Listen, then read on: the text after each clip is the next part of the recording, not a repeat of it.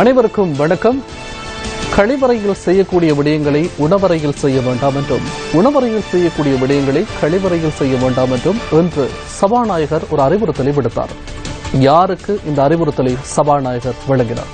இது தொடர்பான தகவல்களை இந்த செய்தி அறிக்கையில் எதிர்பாருங்கள். முதற்தர செய்தி வழங்குனர் நியூஸ் போஸ்டின் இரவு 8 மணி பிரதான செய்தி அறிக்கையுடன் இணைந்திருக்கின்றீர்கள். உங்களோடு இணைந்து கொள்ளும் நான் டில்ஷான் தாலிப். உலகின் பல்வேறு பகுதிகளிலிருந்தும் சக்தியின் குளோபல் டிவியினூடாக எங்களோடு இணைந்திருக்கும் உங்கள் அனைவரையும் சந்திப்பதில் மகிழ்ச்சி. இனி விரிவான செய்திகளுக்கு செல்ல முன்னர் முதலில் தலைப்புச் செய்திகள். நோர்வே பிரதமர் மற்றும் ஜனாதிபதிக்கு இடையே சந்திப்பு. இலங்கையின் நீர்மின் உற்பத்தி, மீன்பிடி மற்றும் தகவல் தொழில்நுட்ப அபிவிருத்திக்கு ஒத்துழைப்பு வழங்க நோர்வே அரசாங்கம் இணக்கம். கொழும்பு சர்வதேச நிதி நகரத்திற்கான முத்தரப்பு உடன்படிக்கை கைச்சாத்து. காணாமற் போனோர் தொடர்பில் ஆராயும் அலுவலகத்தை ஸ்தாபிக்கும் சட்டம் தொடர்பில் பல்வேறு கருத்துக்கள் முன்வைப்பு. අපි මේ පනත සම්මත වුණා කියලා පිළිගන්නේ නැහැ. ජනාධිපතිතුමාගේ සංශෝධන කීපයක් මේ පනතට ඇතුල් කරන්න කටයුතු කරනවා. මේක කෝලම් මඩුවක් බවට පත් කරගන්න. හැබැයි ඒ උත්සාහයත් පුස්වැඩිලා බවට පත් වෙනවා. மக்கள் சக்தி 100 நாட்கள் திட்டத்தின் கீழ் ஹம்பெகமுவ கிராமத்திற்கும் இன்று முதல் சுத்தமான குடிநீர் விநியோகம். தற்போது இலங்கைக்கு விஜயம் மேற்கொண்டிருக்கின்ற நோர்வே பிரதமர் ஏர்னா சோபக் இன்று ஜனாதிபதி மைத்ரிபால சிறிசேனவை சந்தித்தார். ஜனாதிபதிக்கும் நோர்வே பிரதமருக்கும் இடையிலான இந்த சந்திப்பு இன்று முற்பகல் ஜனாதிபதி செயலகத்தில் நடைபெற்றது. நாட்டின் நீர்மின் உற்பத்தி, மீன்பிடி, தகவல் தொழில்நுட்ப அபிவிருத்தி மற்றும் தொழில்நுட்ப உதவிகளை வழங்க இந்த சந்திப்பின் போது நோர்வே பிரதமர் இணக்கம் தெரிவித்ததாக ஜனாதிபதி ஊடகப் பிரிவு தெரிவித்துள்ளது. நல்லிணக்கம், ஜனநாயகம் மற்றும் அபிவிருத்தி தொடர்பில் தற்போதைய அரசாங்கம் எடுக்கும் முயற்சிகளை பாராட்டியுள்ள நோர்வே பிரதமர் இலங்கையை பிரதான சுற்றுலா மத்திய நிலையமாக மாற்றுவதற்கு நோர்வே எதிர்பார்ப்பதாகவும் கூறியுள்ளார். எதிர்காலத்தில் நேரடி வெளிநாட்டு முதலீடுகளை மேற்கொள்வதற்கு நோர்வே அரசாங்கம் முயற்சி செய்வதாக இந்த சந்திப்பின் போது நோர்வே பிரதமர் தெரிவித்துள்ளதாக ஜனாதிபதி ஊடகப் பிரிவு வெளியிட்டுள்ள அறிக்கையில் குறிப்பிடப்பட்டுள்ளது. இந்த சந்திப்பில் பிரதமர் ரணில் விக்ரமசிங்க, வெளிவிவகார அமைச்சர் மங்கள சமரவீர, நிதி அமைச்சர் ரவி கருணாநாயக் ஆகியோரும் கலந்து கொண்டிருந்தனர். எதிர்காலத்தில் ஆசிரியர் நியமனங்களை வழங்கும் போது குறிப்பிட்ட மாணவர்களுக்கு முன்னுரிமை வழங்குவதாக பிரதமர் ரணில் விக்ரமசிங்க தெரிவிக்கின்றார். கொழும்பு மாவட்ட சாரணர் ஜம்போரியின் 2ஆம் நாள் நிகழ்வுகளில் கலந்து கொண்டு உரையாற்றுகின்ற போதே பிரதமர் இதனை தெரிவித்தார். மாணவர்களுக்கான பிரம்மாண்டமான அமைப்பாக உலக சாரணர் அமைப்பு திகழ்கின்றது. இலங்கை சாரணர் தலைமையகம் மற்றும் கொழும்பு மாவட்ட சாரணர் அமைப்பு என்பன இணைந்து இந்த ஜம்போரியை ஏற்பாடு செய்துள்ளன. கொழும்பு விஹார மகாதேவி பூங்காவில் இடம்பெறும் சாரணர் ஜம்போரியில் 6000க்கும் அதிகமான குரலை சாரணர்கள் பங்கு பெற்றுள்ளனர். இந்த சாரணர் ஜம்போரி நாளை நிறைவடைய உள்ளது. 52 வருடங்களுக்கு முன்னர் நானும் இவ்வாறான அமைப்புகளில் செயற்பட்டுள்ளேன். எமது நாட்டில் எத்தனை பாடசாலைகளில் குரலை சாரணர் அமைப்பு காணப்படுகிறது என்று எமது ஆணையாளரை நான் கேட்டேன். சுமார் 1000 பாடசாலைகளில் அந்த அமைப்பு காணப்படுவதாக அவர் கூறினார். எமது நாட்டில் 8000 அல்லது 9000 ஆரம்ப பாடசாலைகள் காணப்படுகின்றன. ஏனைய பாடசாலைகளுக்கு என்ன நடந்துள்ளது? பாடசாலைகளில் ஆசிரியர் பற்றாக்குறை நிலவுவதாக கூறினர். எனவே எதிர்காலத்தில் ஆசிரியர் நியமனங்களை வழங்கும் போது சாரணர் மற்றும் கெடட் மாணவர்களுக்கு விசேட முன்னுரிமை வழங்க நாம் தீர்மானித்துள்ளோம். அதேபோன்று பாடசாலைகளில் பாட விதானத்திலும் இதனை இணைத்துக் கொள்வது தொடர்பில் கவனம் செலுத்தியுள்ளோம். கடந்த சில காலங்களில் பாடசாலைகளின் நோக்கம் அரசியலாக இருந்தது. அரசியலை நோக்காக கொண்டு கல்வியை முன்னெடுக்க முடியாது. அவ்வாறு சென்றால் கல்வியின் எதிர்பார்ப்பை அடைந்து கொள்ள முடியாமல் போய்விடும். අධ්‍යාපනයක් කරන්න බැහැ. දේශපාලන අරමුණු කරන්න ගියොත් අධ්‍යාපනය සාර්ථක වෙන්නේ නැහැ. காணாமற் போனோர் தொடர்பில் ஆராயும் அலுவலகத்தை ஸ்தாபிப்பது தொடர்பான சட்டம் மூலம் நேற்று பாராளுமன்றத்தில் கொண்டுவரப்பட்ட போது ஒரு அமைதியின்மை ஏற்பட்டிருந்தது. இன்று இந்த சட்டம் மூலம் நிறைவேற்றப்பட்ட விதம் தொடர்பில் ஊடகவியலாளர் சந்திப்புகளே ஆளும் மற்றும் எதிர்க்கட்சி உறுப்பினர்கள் தெரிவித்த கருத்துக்கள் அடுத்து. எதிர்ப்புகள் முன்வைக்கப்பட்டு ஒன்றிணைந்த எதிர்க்கட்சியின் 51 உறுப்பினர்களும் பாராளுமன்றத்துக்கு மத்தியில் இருந்த சந்தர்ப்பத்தில் இந்த சட்டம் நிறைவேற்றப்பட்டதாக அரசாங்கம் என்று கூறுகின்றது. இந்த சட்டம் நிறைவேற்றப்பட்டதாக நாம் ஏற்க மாட்டோம். இவ்வாறு அல்ல சட்டங்கள் நிறைவேற்றப்படுவது. மக்களின் இறையாண்மையை பிரதிநிதித்துவப்படுத்தும் பாராளுமன்ற உறுப்பினர்களுக்கு நியாயமான காலத்தை வழங்கி சட்டத்தை நிறைவேற்ற வேண்டும்.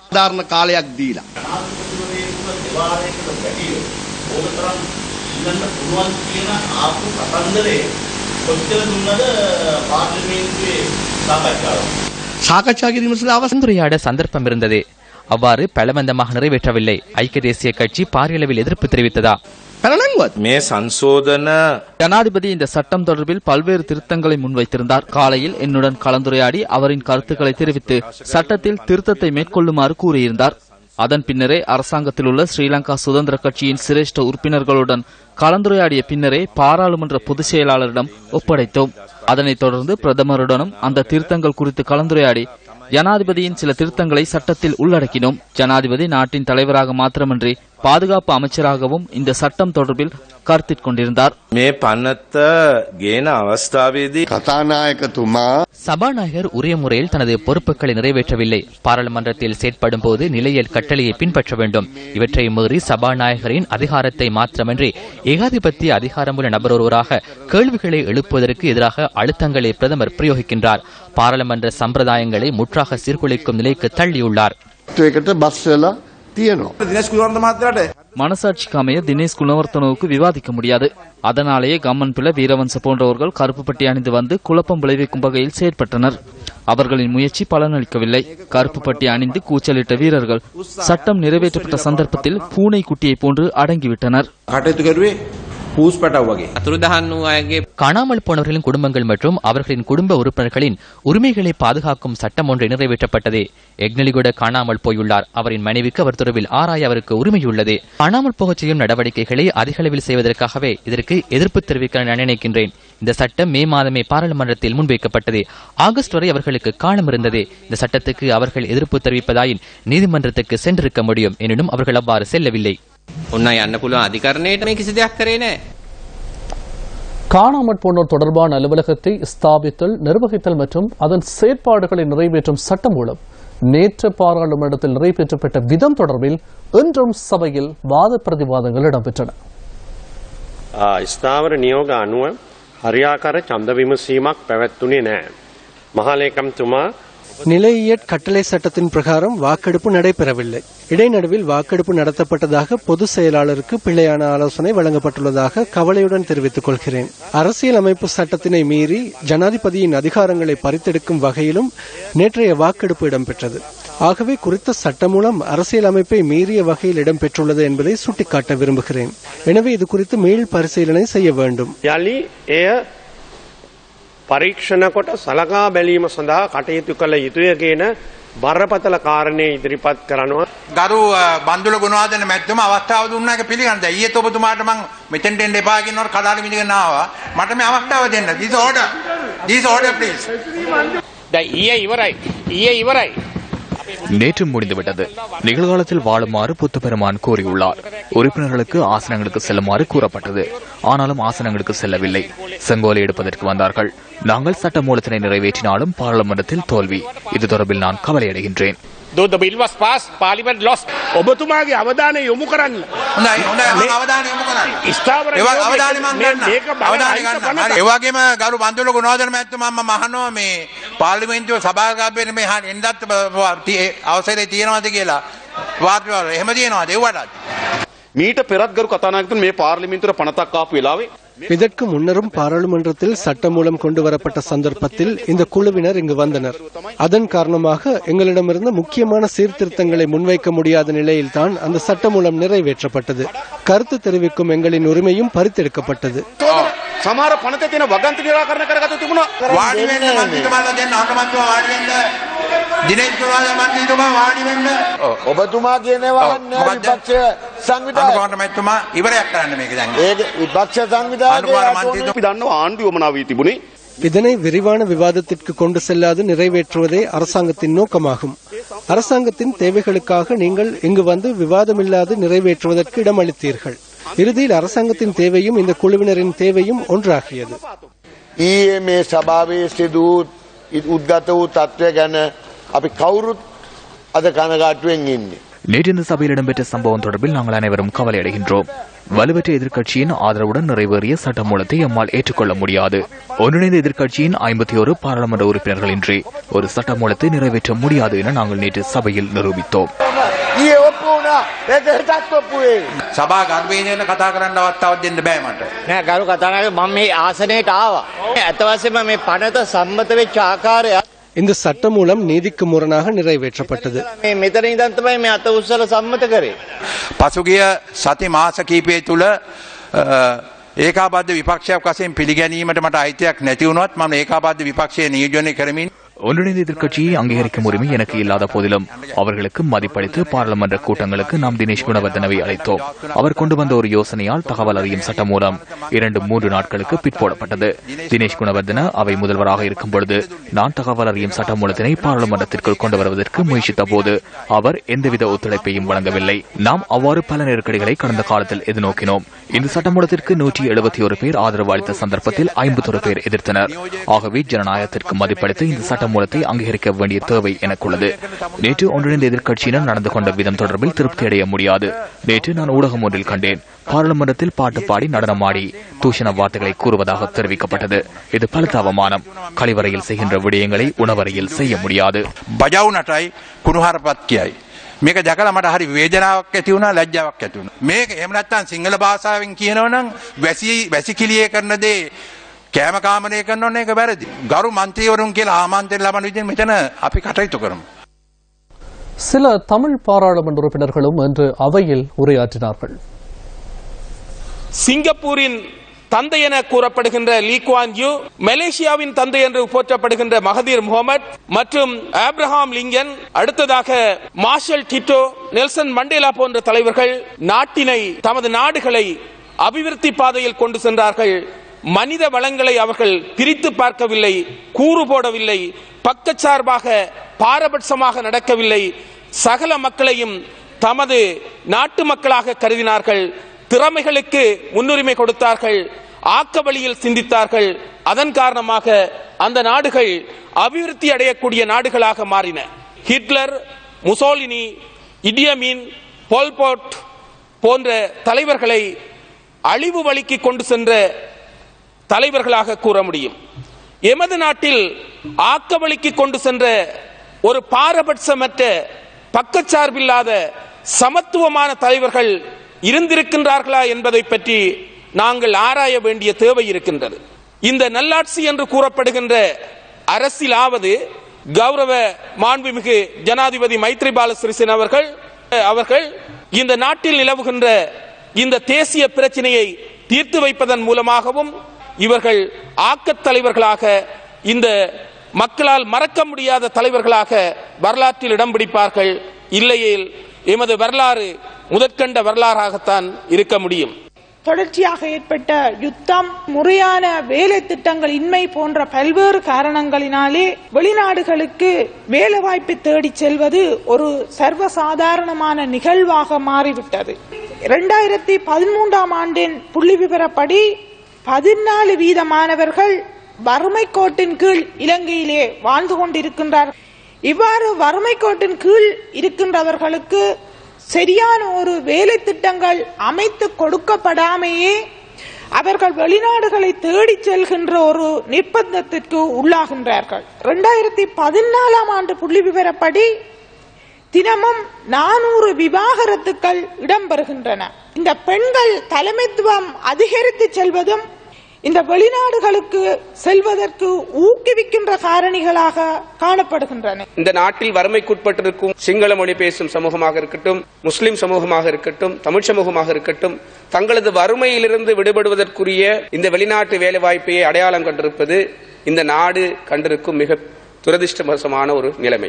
இந்த பெருந்தோட்டத்துறை என்பது இலங்கை நாட்டில் வீழ்ச்சி அடைந்து சென்று கொண்டிருக்கிற ஒரு துறையாக மாறி இருக்கிறது. பெருமளவான தொழிலாளர்கள் பெருந்தோட்டத்துறையில் தங்கியிருக்காது வேறு தொழில்துறையை நாடி செல்ல வேண்டிய நிலைமை காணப்பட்டது. வேலைவாய்ப்புகள் குறைவடைந்ததுடன் அவர்கள் இருக்கக்கூடிய ஒரே மாற்று தெரிவாக இருப்பது வெளிநாடுகளுக்கு செல்வது.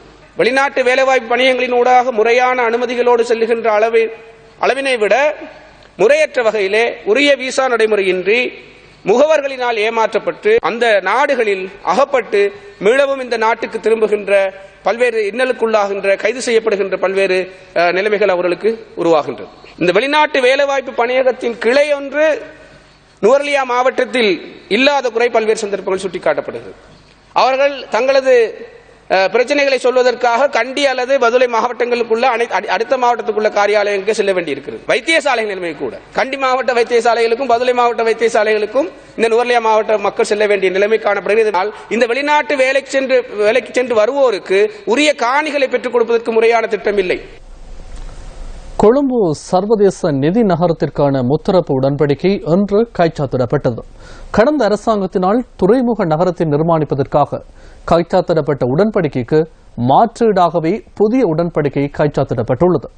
புதிய உடன்படிக்கையின் கீழ் 269 ஹெக்டேர் மண் நிரப்பப்பட்ட நிலம் இலங்கையின் எல்லைக்குட்பட்ட பகுதியாக காணி சட்டத்தின் கீழ் ஜனாதிபதி மைத்ரிபால சிறிசேனவினால் அறிவிக்கப்பட உள்ளது.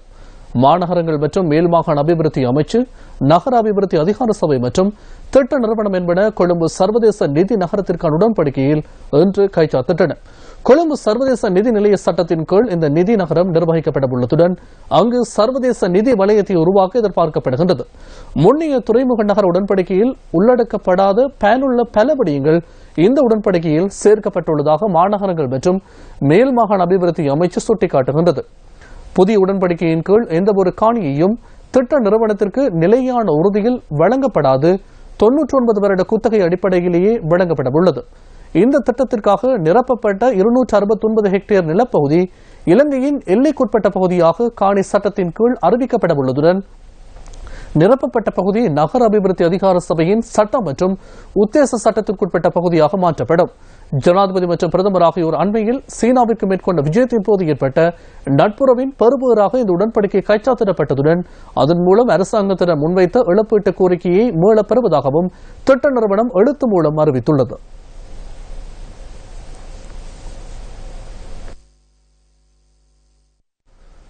சம்மாந்துறை வீரமுனை சித்தா யாத்திரை பிள்ளையார் ஆலயத்தில் 1990ஆம் ஆண்டு இடம்பெற்ற படுகொலை சம்பவத்தின் நினைவு கூறும் வகையில் பூசை வழிபாடுகள் இன்று இடம்பெற்றன.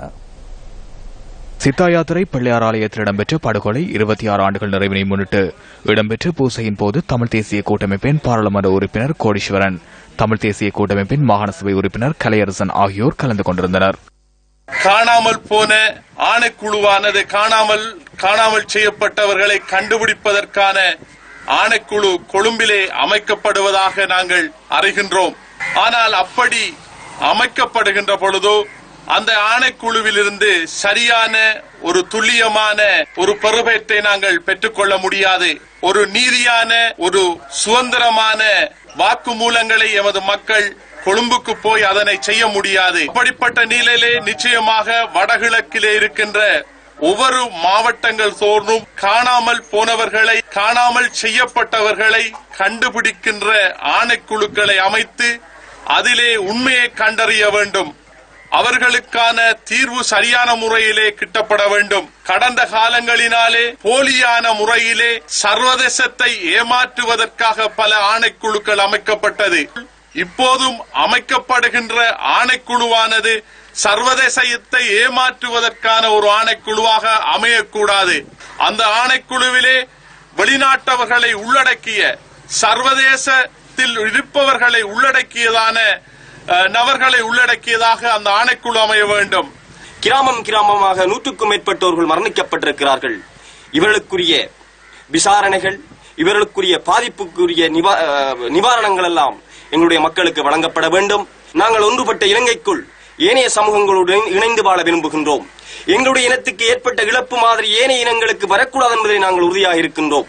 ஆரம்பத்தில் எங்களுடைய இந்த நாட்டிலே உருவாகிய தலைவர்கள் சிங்கள மக்களுமாக தமிழ் மக்களுமாக இணைந்து வாழ்ந்த நேரத்திலே 50க்கு 50 கேட்டவர்கள் இப்பொழுது வடகிழக்கு இணைப்பை என்ற நாங்கள் வலுவாக வலியுறுத்தி இருந்தாலும் ஒரு நிலையான சமாதானத்தை ஏற்படுத்துவதற்கு இந்த நாட்டிலே இருக்கின்ற பெரும்பான்மை தலைவர்களாக இருக்கலாம், ஏனைய சிறுபான்மை தலைவர்களாக இருக்கலாம், எங்களுடைய தமிழ் தலைவர்களுமாக இணைந்து ஒரு நிலையான தீர்வை எங்களுக்கு பெற்றுத்தந்து இவ்வாறான இழப்புகளை எதிர்காலத்தில் ஏற்படுத்தாத வண்ணம் நாங்கள் ஒன்றுபட்ட இலங்கைக்குள் வாழ எல்லோரும் ஒன்றுபடுவோம் என்று.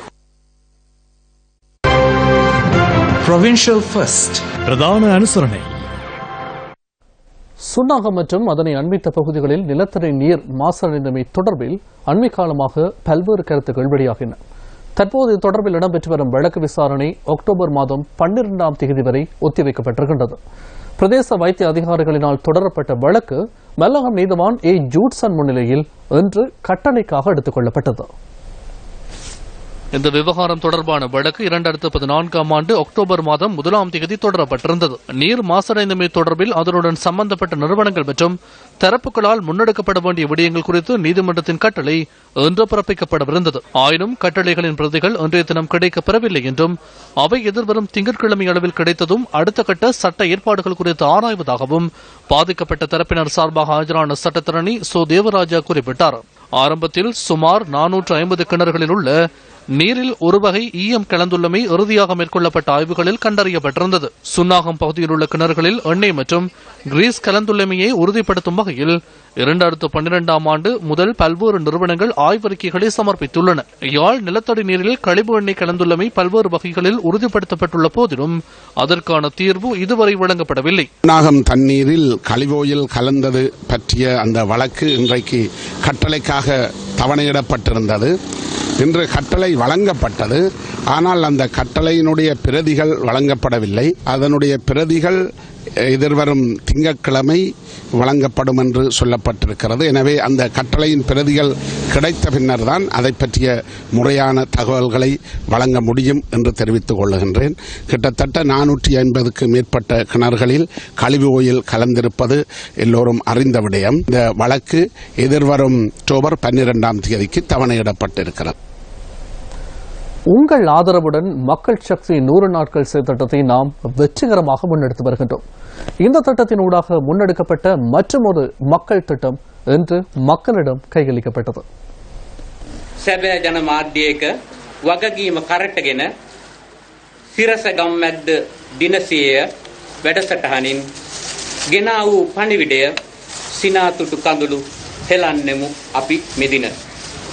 සිරස ගම්මැද්ද වෙත හම්බගමුව ජනකැලගේ ප්‍රණාමය ගෞරවය மொனராகலை மாவட்டத்தின் தனமல்வில ஹாம்பேகமோ கிராமத்திற்கு குடிநீர் விநியோக திட்டம் கடந்த 1 தேதி ஆரம்பிக்கப்பட்டது. இந்த திட்டம் ஆரம்பிப்பதற்கு 2 நாட்களுக்கு முன்னர் ஹாம்பேகமோ வித்தியாலயத்திற்கான நீர் விநியோக திட்டம் தொடர்பில் ஜனாதிபதியின் கவனம் திரும்பியிருந்தது. அதன் பிரகாரம் கடந்த 1 தேதி ஆரம்பிக்கப்பட்ட இந்த திட்டம் 12 நாட்களில் நிறைவு செய்வதற்கு இலங்கை கடற்படையினர் ஒத்துழைப்பை வழங்கினர்.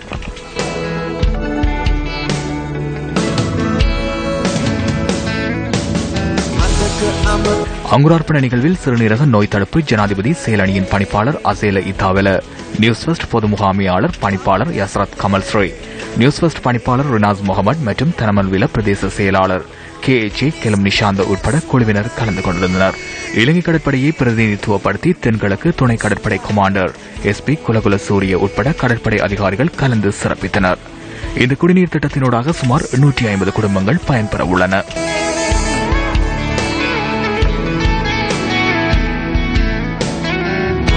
ගම්මැද්ද ආරම්භ කරනකොට අපි ගාව ගම්මිරිසටක්වත් තිබුණේ නැහැ. மக்கள் சக்தி திட்டத்தினை ஆரம்பிக்கும் பொழுது எங்களிடம் மிளகு கூட இருக்கவில்லை. நாங்கள் மிளகு கூட இல்லாத மக்கள் சக்தி திட்டத்திற்கு சென்றோம். ஆனாலும் நம்பிக்கை இருந்தது. எங்களுக்கு பாரிய அழுத்தம் உள்ளது. இந்த நாட்டு மக்களின் உணர்வுகளை அறியும் திறமை எங்களுக்கு உள்ளது.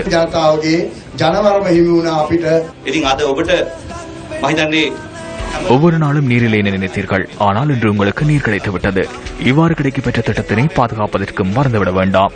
உங்களது பிள்ளைகளுக்காக இந்த திட்டத்தினை பாதுகாத்துக் கொள்ளுங்கள். ஊடக வாழ்க்கையினூடாக உங்கள் வாழ்க்கை எங்கள் வாழ்க்கையாக மாற்றியுள்ளோம்.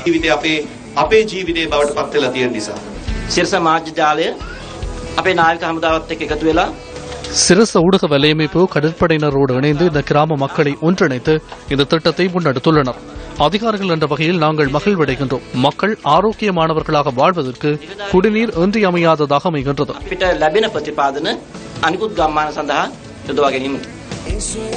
இதன்போது கிராம மக்களினால் நியூஸ் ஃபர்ஸ்டுக்கு நினைவு சின்னம் வழங்கப்பட்டது.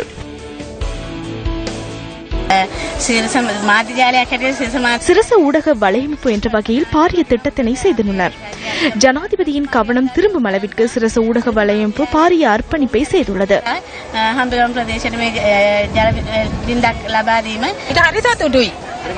எங்களுக்கு மிகவும் சந்தோஷம். பயமில்லாத சிறிய பிள்ளைகளுக்கு நீரினை பருக கொடுக்க முடியும். நினைத்து பார்க்க முடியாத இதுபோன்ற விடயங்களை செய்ய முடியுமா? சுத்தமான குடிநீரை வழங்கியமையிட்டு மகிழ்ச்சி அடைகின்றோம். மக்கள் சக்தி 100 நாள் திட்டத்தினூடாக மதவாட்சிய இதன் பசாகம முன்பள்ளி மாணவர்களுக்கு சுகாதார வசதிகளை வழங்கும் திட்டத்திற்கான அடிக்கல் இன்று நாட்டப்பட்டது. இந்த நிகழ்வில் கேபிட்டல் மகாராஜா நிறுவனத்தின் குழும பணிப்பாளர் நீட்ரா வீரசிங்க, நியூஸ் பஸ்ட் செய்தி பணிப்பாளர் காயன் சம்பத் உட்பட குழுவினர் கலந்து கொண்டனர்.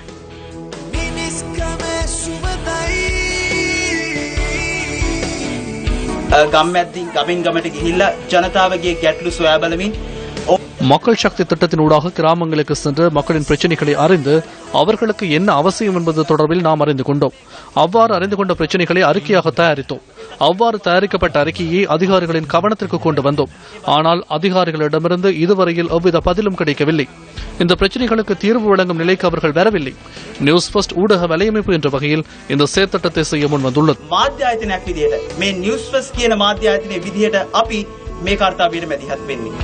අපි මෙහි කරන්නේ පහසුකම් දියුණු කිරීම සඳහා අවශ්‍ය කටයුතු සම්බන්ධීකරණයයි. நாங்கள் இதனை செய்வதற்கு அவசியமான வசதிகளை விஸ்தரிப்பதற்கு தேவையான நிதி அனுசரணையை வழங்கியதற்காக விசேட வைத்திய நிபுணர் டாக்டர் கோனி பல்லே வெலவிற்கு நன்றிகளை தெரிவித்துக் கொள்கின்றோம். புதிதாக கிடைக்கும் இந்த வசதிகளை பயன்படுத்தி பிள்ளைகளின் கற்றல் செயற்பாடுகளை வெற்றிகரமாக முன்னெடுப்பதற்கு நாங்கள் எதிர்பார்த்துள்ளோம். கல்வி பயின்றால் உங்களது பகுதியை முன்னேற்றுவதற்கான சந்தர்ப்பம் கிடைக்கும் என்பது எமது நம்பிக்கை. இலக்குகளை அடைய முடியாது என்றில்லை. முயற்சி, அர்ப்பணிப்பு ஆகிய சவால்களை எதிர்கொள்ள வேண்டும். நியூஸ் ஃபர்ஸ்ட் மற்றும் சிரச ஊடக வலையமைப்பு ஆகியவற்றை நடத்தி செல்லும் கேபிட்டல் மகாராஜா நிறுவனத்தின் தலைவர் ஆர் ராஜமகேந்திரனின் நோக்கமும் அதுதான். உங்கள் வாழ்க்கை எங்கள் செய்தி என்பதன் நோக்கமும் இதில் உள்ளடங்குகின்றது. තුමාගේ දැක්ම එයයි. ඔබේ ජීවිතයේ අපේ ප්‍රවෘත්ති යන්න බිහිවන්නේ ඒ දැක්ම තුලිනුයි. මෙන්න නැති බැරි වෙච්ච இந்த மக்களின் சிறுவர்களின் எதிர்காலத்தினை கருத்தில் கொண்டு இசின் பசாகமாவை தெரிவு செய்வதற்காக கேபிட்டல் மகாராஜா நிறுவனத்தின் பணிப்பாளர் உள்ளிட்ட அனைவருக்கும் இந்த மக்கள் சார்பில் நன்றிகளை தெரிவித்துக் கொள்கின்றேன். இன்றைய நாள் சந்தோஷமான நாளாகும். இந்த முன்னிலை பள்ளி சார்பில் சிரச நிறுவனத்தின் அனைத்து அதிகாரிகளுக்கும் நன்றிகளை தெரிவித்துக் கொள்கின்றேன். இந்த திட்டம் 2 வாரங்களுக்குள் மக்களிடம் கையளிக்கப்பட உள்ளது. ஒரு புகழ்பூத்த அரசியல்வாதி, பிரபலமான ராஜதந்திரி என பல்வேறு பரிணாமங்களை கொண்ட முன்னாள் வெளிவிவகார அமைச்சர் லக்ஷ்மன் கதிர்காமர் கொலை செய்யப்பட்டு இன்றுடன் 11 வருடங்கள் பூர்த்தியடைகின்றன. இதனை முன்னிட்டு இன்று பிற்பகல் லக்ஷ்மன் கதிர்காமர் சர்வதேச நிலையத்தில் இடம்பெற்ற ஞாபகார்த்த நிகழ்விலே கலந்து கொண்ட நோர்வே பிரதமர் நினைவு பேருரையையும் நிகழ்த்தினார்.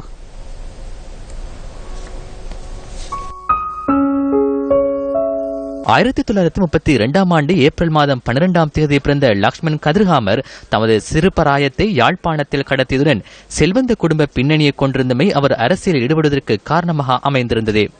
கிறிஸ்தவராக பிறந்த அவர் பௌத்தம் மற்றும் இந்து தர்மங்களினால் போஷிக்கப்பட்டதுடன் பொறுமை மற்றும் மனித பண்பாடுகளுக்கான அடையாளமாக திகழ்ந்தார். ஒருவருக்கு இருக்க வேண்டிய அனைத்து தன்மைகளையும் தன்னகத்தை கொண்டிருந்த கதிர்காமர் சர்வதேச ராஜதந்திர தொடர்புகள், உலக சமாதானம், உலக அரசியல், பொருளாதாரம், சர்வதேச அமைப்புகளின் பிரச்சினைகள் மற்றும் பிரச்சினைகளுக்கு தீர்வு காணுதல் போன்ற சகல விடயங்கள் குறித்தும் அவர் ஆழமான அறிவை கொண்டிருந்தார். இலங்கையின் புகழ்பெற்ற அரசியல்வாதியாக மக்களின் கௌரவத்துக்கு பாத்திரமாக இருந்த முன்னாள் வெளிவிகார அமைச்சர் லக்ஷ்மன் கதிர்காமர் கொலை செய்யப்பட்டு இன்றுடன் 11 வருடங்கள் நிறைவடைகின்றன. 2005ஆம் ஆண்டு ஆகஸ்ட் மாதம் 12ஆம் தேதி இரவு முன்னாள் வெளிவிகார அமைச்சர் லக்ஷ்மன் கதிர்காமர் கொலை செய்யப்பட்டார். உண்மையான திறமைசாலியாக விளங்கிய அன்னாரை நாட்டுக்காக ஆற்றியுள்ள சேவையுடன் அரசியல் துறையில் பல்வேறு பரிணாமங்கள் ஏற்படுத்திய அரசியல்வாதியாகவும் அறிமுகப்படுத்தலாம் என்பதில் எவ்வித சந்தேகமும் இல்லை.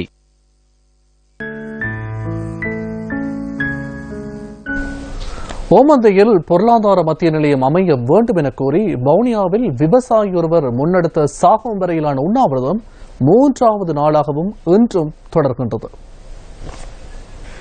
2010ஆம் ஆண்டு அபிவிருத்தி குழு கூட்டத்தில் எடுக்கப்பட்ட தீர்மானத்தின் அடிப்படையில் ஓமந்தி பகுதியில் ஒதுக்கப்பட்ட காணியில் பொருளாதார மத்திய நிலையம் அமைக்கப்பட வேண்டும் என தெரிவித்து இந்த உண்ணாவிரத போராட்டம் முன்னெடுக்கப்படுகின்றது. ஓமந்தி பகுதியைச் சேர்ந்த 73 வயதான முதியவரான தாவண்ணா மகேஸ்வரன் என்பவரை போராட்டத்தை முன்னெடுத்துள்ளார். இந்த நிலையில் இன்று உண்ணாவிரதம் இடம்பெறும் பகுதிக்கு வன்னி பாராளுமன்ற உறுப்பினர் சிவசக்தி ஆனந்தன், வடமாகாண சபை உறுப்பினர் எம் தியாகராசா, லிங்கநாதன் ஆகியோர் விஜயம் செய்திருந்தனர். இத்துடன் நியூஸ் ஃபர்ஸ்டின் இரவு 8 மணி பிரதான செய்தி அறிக்கை நிறைவு பெறுகின்றது. மீண்டும் சந்திப்போம் இரவு 10:45 பிரதான செய்திகளோடு. அதுவரை உங்கள் அனைவருக்கும் வணக்கம்.